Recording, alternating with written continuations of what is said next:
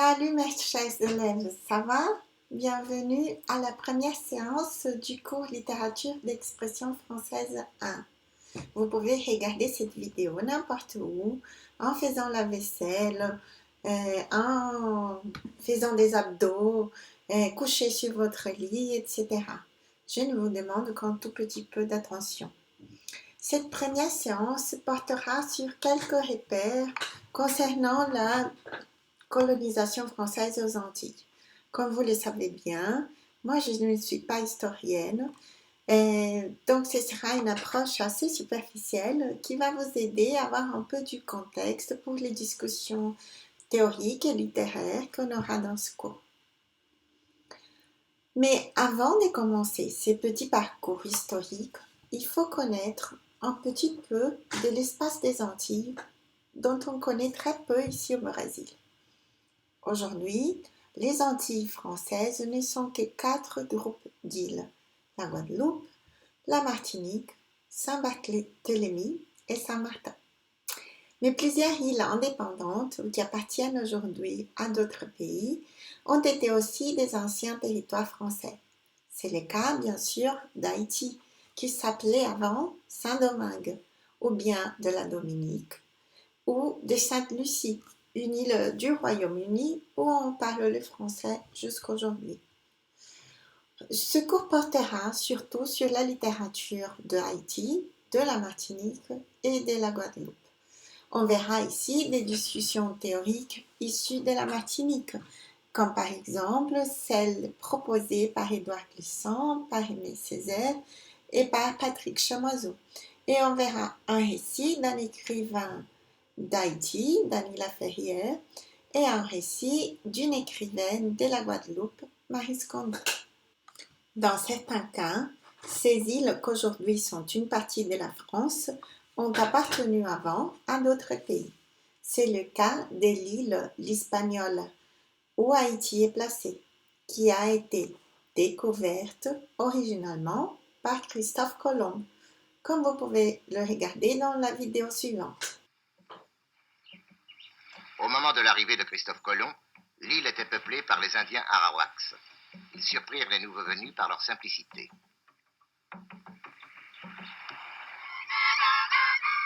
Mercredi 12 décembre. Ils sont nobles dans leur regard, nobles dans leur bonté. Ils donnent ce qu'ils ont avec plaisir, comme si en nous donnant, ils accomplissaient un devoir. Jamais je n'ai vu des gens si beaux dans un pays qui semble être la campagne de l'Andalousie au mois d'avril.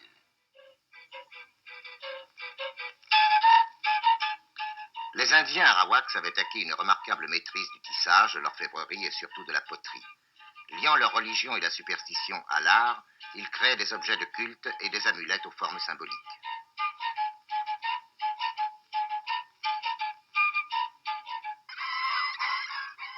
Certains caciques Arawaks, tels Guacanagaric, sympathisent avec les Espagnols.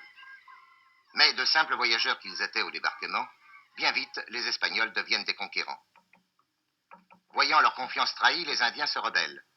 Les Espagnols n'hésitent pas à les massacrer, et chaque révolte est matée avec cruauté.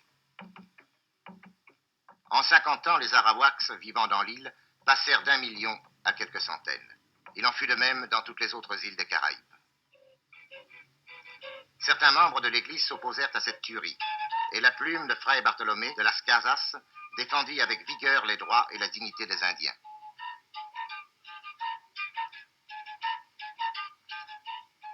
Mais le mal était fait. Et ce pays, dont la plus grande richesse était constituée par la fertilité des terres, se trouva bientôt vidé de ses habitants. Avant cette arrivée des Européens, ces îles étaient occupées par 2 groupes principaux d'indigènes, les Kalinago et les Arawaks.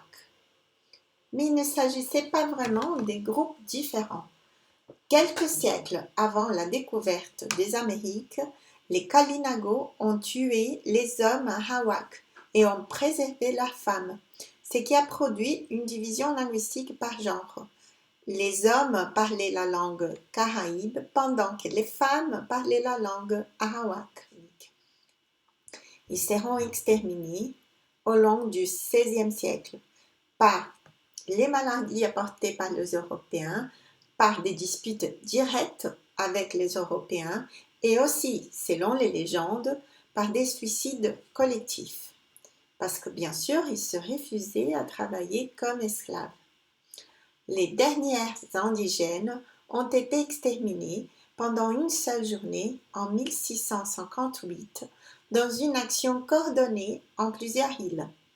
Il n'en reste que quelques groupes d'Arawak Kalinago en Dominique et au Venezuela.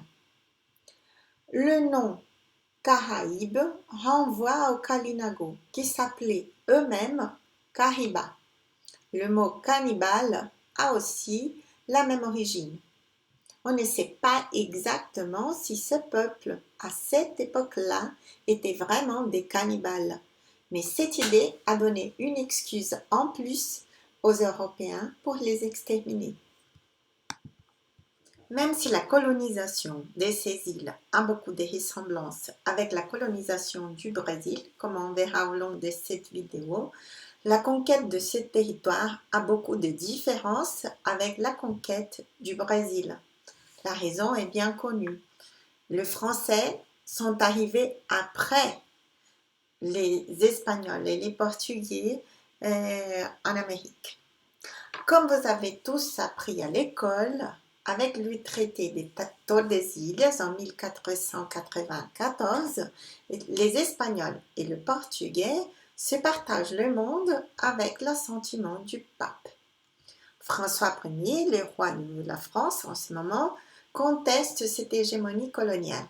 On lui attribue la phrase « Qu'on me montre la clause du testament d'Adam qui m'exclut du partage du monde ». Mais comment l'a fait-il pour partager le monde qui était déjà partagé par les Portugais et les Espagnols? Bon, en fait, il n'avait pas droit à ce partage. La réponse est assez simple. Et cette réponse va nous faire réfléchir sur toute la colonisation française. Bon, il décide de partager le monde par le vol. En fait, si l'on pense bien, toute la conquête des terres en Amérique a été, bien sûr, un vol. Bon, François Ier a envoyé des marins pour faire du commerce et des assauts aux territoires déjà dominés. Le territoire brésilien, par exemple, a souffert 2 invasions importantes des Français à la Baía de Guanabara, avant la fondation de Rio de Janeiro, et à São Luís do Maranhão. Mais les Portugais ont réussi à expulser les Français. Comme vous le savez, cette tactique du vol a été aussi pratiquée par les Hollandais, qui ont pris des terres à Pernambuco et à São Luís do Maranhão aussi. Ces terres prises par les Français étaient généralement vides. Vide, ça veut dire sans occupants espagnols ni portugais. Bon, elles appartenaient aux Portugais et aux Espagnols, mais elles n'avaient pas encore été occupées. Comme cela, en fait, donnait beaucoup de travail, il fallait dominer les indigènes, il fallait chercher de l'aliment, il fallait chercher, en fait, les richesses et protéger la terre. Il ne s'installait qu'aux terres stratégiques qui avaient des richesses évidentes et abondantes. C'est le cas de l'île de l'Espagnol, dont la partie ouest, aujourd'hui République dominicaine, a été bientôt occupée par les Espagnols, parce qu'elle avait de l'or. Ce n'était pas le cas de la partie est, aujourd'hui Haïti, restée vide et prise par les Français. Sous le royaume de Louis XIII, entre 1601 et 1641, la France a occupé le Canada, appelé à cette époque la Nouvelle-France, la Louisiane, aujourd'hui États-Unis, Saint-Domingue, les îles du Vent et la Guyane. Et aussi, ils ont pris le côté est de l'Afrique avec un autre régime parce qu'ils avaient besoin de main-d'œuvre. Bon, avant de vous parler des Antilles, le sujet principal de cette vidéo, je voudrais vous parler un tout petit peu de la colonisation des autres territoires pris par les Français en Amérique. D'abord, le Canada. Différemment des autres colonies, l'idée était de faire du Canada une sorte de Nouvelle-France, comme je vous ai déjà dit, comme l'Angleterre l'avait fait avec les États-Unis. La tâche était de faire du Canada une colonie de peuplement, par la reproduction naturelle et par l'immigration. Mais il n'y a pas eu de stratégie d'immigration des familles ou des couples, et on ne pouvait pas se reproduire sans femmes. En outre, les jésuites imposaient un régime moral, ce qui ne permettait pas une reproduction plus libre. Sans femmes ni famille, les immigrants mouraient et les territoires ne se peuplaient pas. Maintenant, je vais vous lire un petit extrait du livre qui a servi de base pour cette vidéo, L'histoire de la colonisation française de Pierre Pluchon. Qu'est-il manqué au Canada pour devenir un géant économique, à l'image des Antilles? D'abord, la volonté métropolitaine de faire de cette colonie des provinciaux le prolongement de la nation. Ensuite, l'absence d'une économie complémentaire de celle du royaume, qui aurait provoqué un mouvement d'échanges attractifs avec la métropole, suscité des investissements ou des prêts nationaux et finalement associé la colonie à la croissance du capitalisme commercial qui faisait la prospérité des places maritimes françaises. Bon, pour tout cela, en fait, le Canada n'a jamais été une Nouvelle-France. Maintenant, je vais vous lire un autre extrait. Sous Louis XIV, l'idée de reproduire la nation sur un autre continent s'efface au profit d'un dessein colonial tel qu'il se concrétise aux Antilles. Au fil de l'expérience acquise, on désigne par colonie un territoire complémentaire de celle de la métropole, en présentant une physionomie différente de celle de la mère patrie. Bon, l'occupation du pays se restreint donc à des paysans laborieux très pauvres par un modeste commerce du castor et des peaux. Outre le Canada, je voudrais vous parler un tout petit peu de la Louisiane. Aujourd'hui, la Louisiane est un État du sud des États-Unis, mais la grande Louisiane française était en fait un grand territoire qui allait du Canada au Texas. Pourquoi ce nom? Un hommage à Louis XIV. On a essayé de peupler ce territoire avec des immigrants qui étaient en principe au Canada. On est arrivé à établir un maigre commerce d'indigo, de cuir et de coton. Mais ces immigrants étaient constamment attaqués par les Anglais et suite à la guerre des 7 ans, un énorme échec pour la France, Louis XV a cédé la partie occidentale à l'Espagne et puis elle a été incorporée aux États-Unis. Bon, et finalement, les Antilles. L'expansion de l'occupation des Antilles se déploie en 1635 à partir d'une expédition de 400 hommes pour la Dominique, la Martinique et la Guadeloupe. Il y avait des très mauvaises conditions de travail. Les hommes ne s'adaptaient pas à la nourriture des Indiens, composée du manioc, des patates, du maïs, des bananes, enfin, ce que les indigènes mangeaient aussi ici au Brésil. Donc, les Français mouraient de faim et ne pouvaient pas profiter de la terre ni la travailler. Je lirai ensuite un témoignage du père du Tertre qui participait à cette première occupation des Antilles.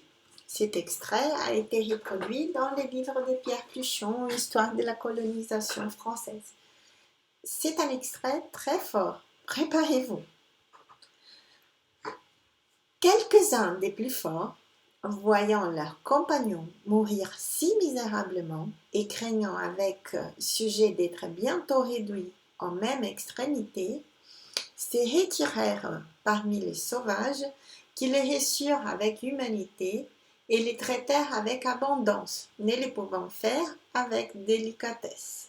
La famine fut si grande qu'on mangea des chiens, les chats, les rats comme d'effrayants morceaux. Depuis qu'on eut déclaré la guerre aux sauvages, nos gens n'osant plus sortir du fort, mangèrent jusqu'à l'angoin des chirurgiens et au cuir des baudriers, qui faisaient bouillir pour le réduire en colle. On a vu quelques-uns brouter dans l'herbe, d'autres manger des excréments de leurs camarades après s'être remplis de leur. On a même cru qu'un certain jeune homme de Dieppe avait mangé de la chair d'anciens compagnons, et qu'à ses desseins, il lui avait coupé les bras auparavant que de l'enterrer. L'on dit en effet que l'on aperçut sa bouche ensanglantée et que l'on vit toutes les marques qu'il avait mordues à belles dents dans ses bras qu'il avait séparés du corps. L'on a souvent vu la terre des fosses où nos pères avaient enterré des morts, toutes bouleversées le matin, avec beaucoup d'apparence qu'on les avait fouillées pour déterrer les corps et pour couper quelques membres pour vivre. Comme vous pouvez bien le voir, les Français ne pouvaient pas vivre sans viande. Ils faisaient tout et n'importe quoi pour manger de la viande. Bon, ces premiers immigrants ont commencé à se diviser en 3 bandes. Le boucanier, ceux qui abandonnèrent la chasse, qui s'abandonnèrent à la chasse, comme je vous ai dit, la viande était essentielle pour la survivance. Le boucanage était la façon de conserver la viande des Indiens, une sorte de viande fumée. Les boucaniers ont tué tous les bœufs et les porcs sauvages de la région. Une deuxième bande, c'était la bande des filibustiers, ceux qui préféraient la course, ceux qui s'appelaient les corsaires, qui se sont installés à l'île Tortue au nord de Haïti. Ce sont les pirates de la Caraïbe. Et finalement, la troisième bande, ce sont les habitants, ceux qui préféraient de travailler la terre. Il était très cher d'être habitant, d'avoir un morceau de terre, et cette terre était exploitée grâce à la collaboration entre ces 3 bandes. Alors, les vols des pirates ont aidé à construire l'économie des Antilles. C'est à partir de l'argent et du commerce entre ces 3 bandes que les habitants ont pu importer de la main-d'œuvre africaine et installer le système de la plantation. Alors, qu'est-ce qu'ils cultivaient aux Antilles? Au début, avec des hommes blancs et des indigènes, dans des petits morceaux de terre, on plantait du tabac et des l'indigo, une sorte de matière colorante bleue extraite des landigotiers, arbustes d'origine inconnue, mais probablement d'origine indienne, j'ai dit à cause du nom. Bon, après l'implantation de la plantation, ou de l'habitation, on a commencé à planter du sucre. Pas du sucre, de la canne, bien sûr. Maintenant, je vais vous parler du système de la plantation ou de l'habitation. Cette partie a beaucoup plus de ressemblances avec ce que vous connaissez du Brésil. La plantation était les modes d'exploitation des terres tropicales qui reposaient, comme vous le savez bien, sur l'esclavage, la monoculture et les grands morceaux de terre. Bon. Comme on vient de voir, les maladies tropicales et les problèmes d'adaptation à la nourriture ont tué presque tous les Blancs. D'autre part, les indigènes avaient été exterminés pendant tout le XVIe siècle et puis finalement avec une grande massacre au XVIIe siècle. Et pour illustrer ce que les Français vont faire pour avoir de la main-d'œuvre, je vais vous lire un autre extrait du livre d'Épluchon. Alors, pour aller de l'avant, pour que le sol produise du revenu, les Français conviennent, après l'autorisation du roi, d'imiter leurs prédécesseurs portugais et espagnols, et même anglais et hollandais. Ils iront à leur tour chercher en Afrique de cette main-d'œuvre servile qui résiste aux fièvres et grâce à elle, ils pourraient étendre les limites de leur exploitation. On plantait des grandes extensions de terre, la moitié destinée à la canne et le reste à l'alimentation. Le revenu montait à 15% à partir de 8 ans de plantation. La société de la plantation était composée par des hommes blancs, par des hommes libres des couleurs et par des noirs qui étaient des esclaves.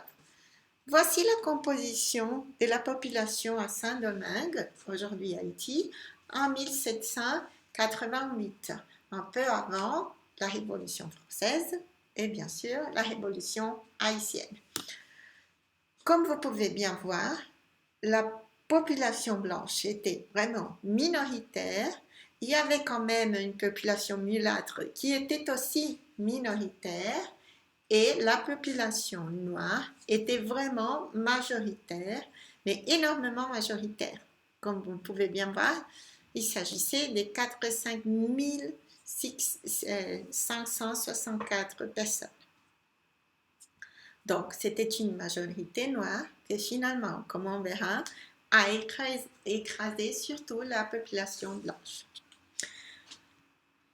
Donc, maintenant, je vais vous parler un tout petit peu de la traite et de la société nègre. Mais ce sont que des éléments, bien sûr, vous connaissez bien cette partie, c'est pour vous donner un peu des éléments propres aux Antilles.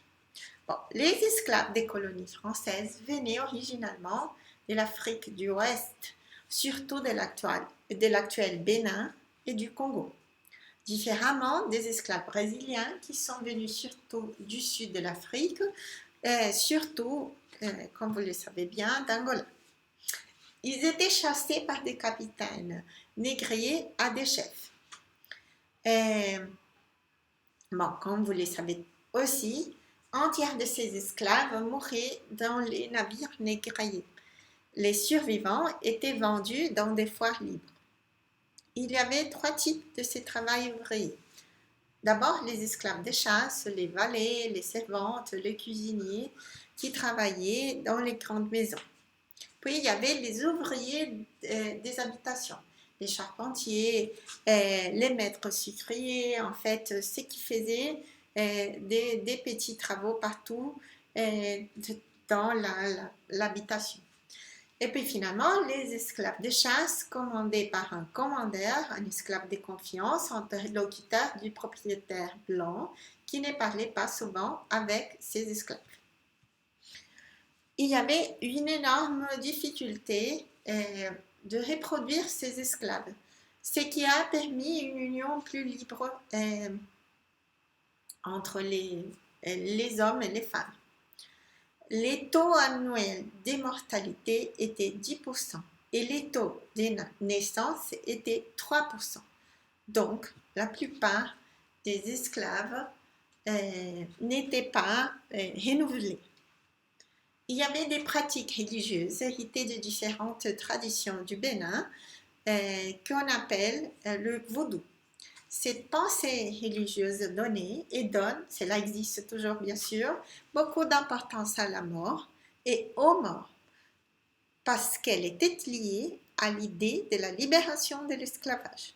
Donc, la mort, libération de l'esclavage.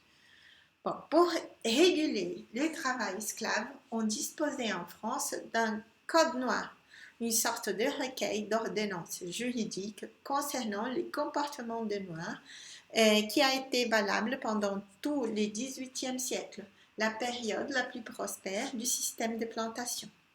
Il s'agissait, en théorie, d'un ensemble de bonnes pratiques pour le bon fonctionnement de l'esclavage, comme des règles pour réguler la torture et les châtiments des esclaves. Mais le code noir donnait aussi des définitions sur la condition de l'homme noir, qui seront très importantes pour comprendre quelques livres de ces cours. Voici quelques exemples issus du Code noir.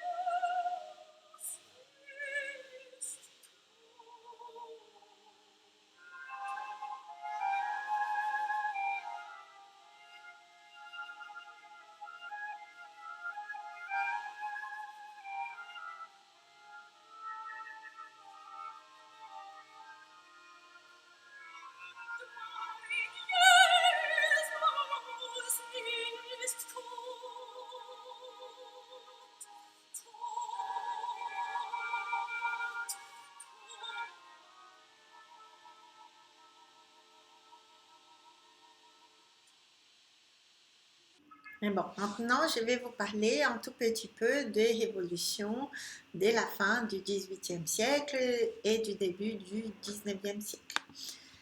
Bon, de 1717 à 1753, la Martinique a quadruplé la production de sucre et a fait que toutes les terres fussent occupées par la canne.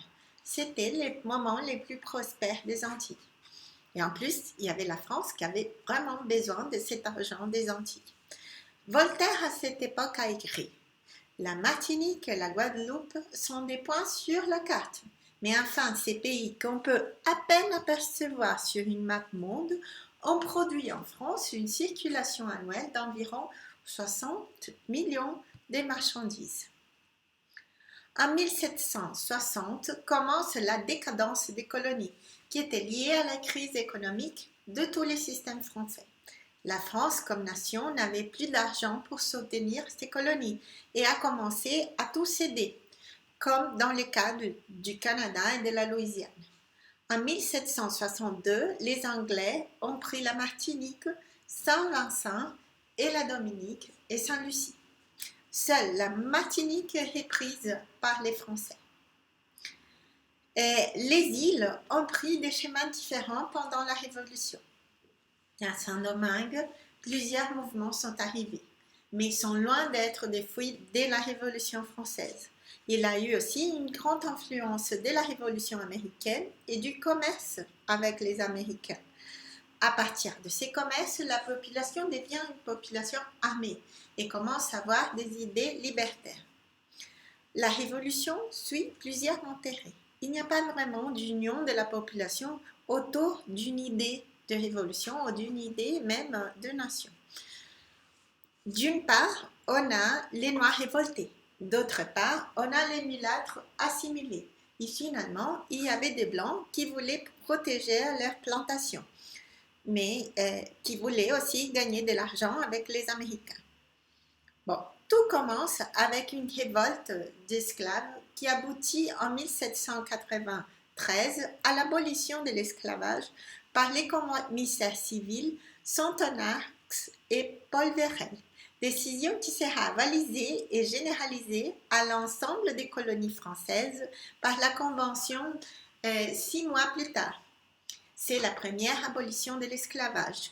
Les 16 pluvieuses 1-2, donc les 4 février 1794. Donc il faut savoir, bon, les Français savent bien, mais pour les Brésiliens c'est assez bizarre. Après la Révolution française, les Français ont suivi un autre calendrier.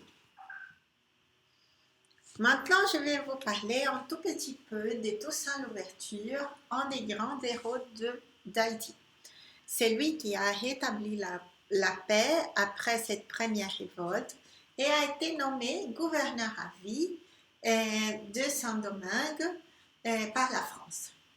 Mais il a promulgué ensuite une constitution autonomiste, ça veut dire indépendantiste, et a provoqué bien sûr une réaction de la France. Napoléon Bonaparte, sous l'influence des créoles et des négociants, envoie une expédition de 30 000 hommes avec la mission de démettre l'ouverture et de rétablir l'esclavage. Mais après quelques victoires, et l'arrestation, en fait, cette arrestation n'a pas été une arrestation, a été un vrai piège. On a invité Toussaint Louverture comme gouverneur pour reconnaître l'indépendance d'Haïti, mais on a profité de l'occasion pour l'emprisonner. Bon, en fait, on l'a emprisonné et les troupes françaises, décimées par la fièvre jaune, sont finalement battues à la bataille des Berthières par un autre héros haïtien, Jean-Jacques Dessalines, qui comptait avec l'appui des Anglais. Il faut se rappeler que les Français avaient appuyé les États-Unis, donc les Anglais voulaient se venger des Français. C'est pour cela que les Anglais ont aidé Dessalines pour proclamer l'indépendance d'Haïti. Bon, cela est arrivé partout ici en Amérique latine. L'Angleterre a aidé l'indépendance de tous ces pays pour diminuer en fait les pouvoirs des autres empires. Bon, le 1er janvier 1804, Dessalines proclama l'indépendance d'Haïti. Il donna ensuite l'ordre à chaque ville du pays de tuer tous les hommes blancs. Le meurtre devait être organisé avec des armes silencieuses comme des couteaux pour éviter que les victimes potentielles soient alertées en entendant des tirs et réussissent à s'enfuir. Dessalines est proclamé gouverneur à vie par ses troupes. L'histoire rapporte qu'il exécuta la plupart des quelques 10 000 blancs restés sur l'île. Il est assassiné à son tour le 17 octobre 1806 par un groupe de mulâtres. Les pays se divisent alors en deux. Un royaume du Nord commandé par le noir Henri Christophe et une république du Sud commandée par les mulâtres Alexandre Pétion. Et cette division entre les Noirs du Nord et les mulâtres du Sud s'est perpétuée dans la politique d'Haïti pendant tout le 19e et le 20e siècle. Au 20e siècle, on a vraiment une division dans le cadre de la dictature des Baby Doc et Papa Doc, qui était liée aux Noirs du Nord, et aussi la présidence de Jean-Bertrand Aristide, qui était mulâtre, prêtre, lié à la population du sud du pays. Bon, c'est ça par rapport à Haïti.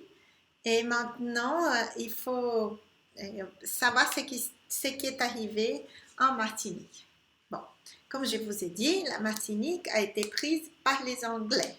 Les propriétaires ne voulaient pas de gouverneurs républicains pour qu'ils affranchissent les esclaves. Donc, la Martinique devient anglaise et ne reviendra française qu'en 1802 avec Napoléon. Pourquoi? Bon.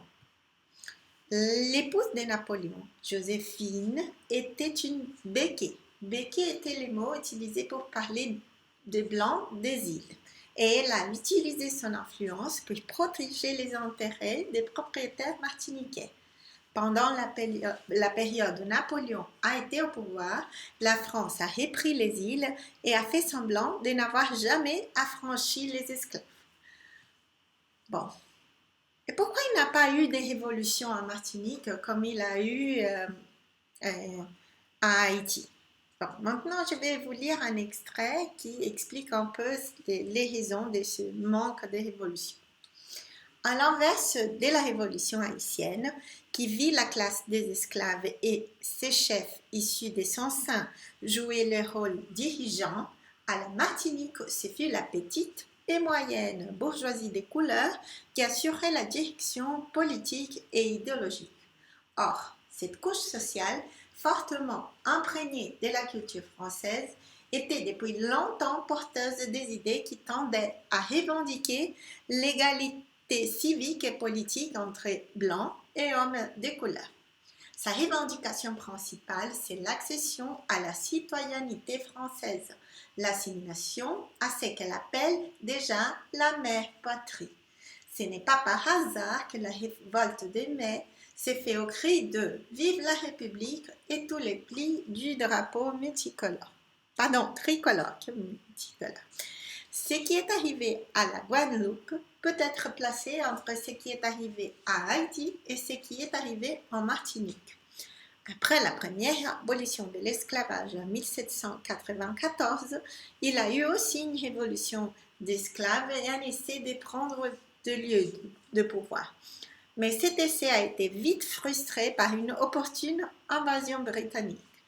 Après le retour de l'esclavage imposé par Napoléon en 1802, la Guadeloupe revient à la France et l'esclavage n'est finalement aboli qu'en 1848, comme en Martinique, quand tous les systèmes de plantation des Antilles ne produisaient plus de revenus importants pour la France.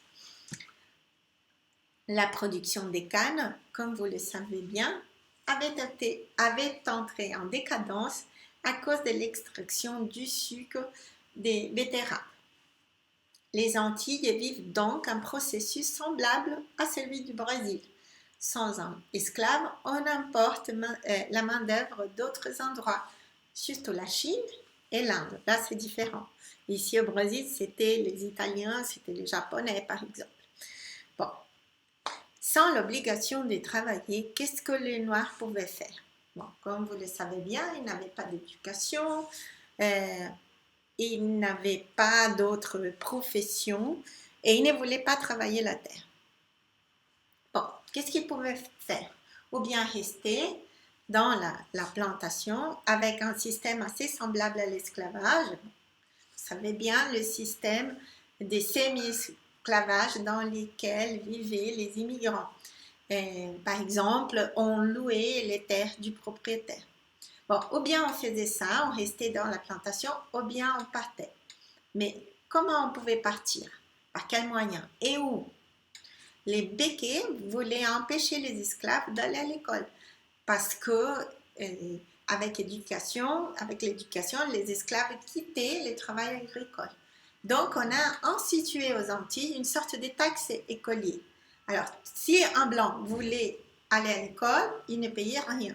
Si un noir voulait payer à l'école, il devait payer une taxe. À la fin du 19e siècle, on a eu des lites des couleurs, mulâtres, et quelques béquets, et puis il y avait une majorité de nègres sans éducation ni travail. En 1902, une grande tragédie a abattu le pays, avec l'éruption de la montagne Pelée, à côté de la capitale Saint-Pierre. 30 000 personnes sont mortes le même jour. En ce 8 mai 1902, jeudi de l'Ascension, la capitale de la Martinique est bondée. Il est 8 heures du matin, des familles entières se pressent à la cathédrale, au marché, au port. En quelques minutes, la ville va être rayée de la carte. Une nuée ardente jaillit du volcan tel un lance-flamme. Le nuage incandescent de cendres, mêlé de gaz à 300 degrés, se dirige droit vers la ville. Les 30 000 habitants restent figés dans leur posture, asphyxiés et calcinés. Seul Siparis, prisonnier dans son cachot, survit au prix de profondes brûlures. Tout est mort et détruit. Et pourtant, depuis plus d'un mois, le volcan qui domine la ville avait donné des signes inquiétants de réveil, avec des pluies de cendres et une température anormalement chaude de la mer. Mais on avait rassuré la population. Le dimanche 11 mai étaient prévues à Saint-Pierre les élections législatives. Personne ne croyait possible une telle catastrophe. Bon, mes chers étudiants, c'est fini. J'espère que cela ne sera pas trop ennuyant pour vous. Il n'est pas amusant pour moi de parler au vide, mais on fait ce sacrifice pour que cette vidéo soit vraiment une super production. Mais si cela ne marche pas bien, n'hésitez pas à me le dire.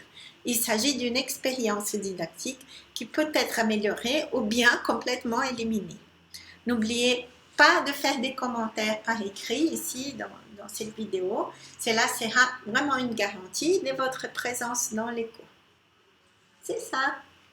Bisous. À plus.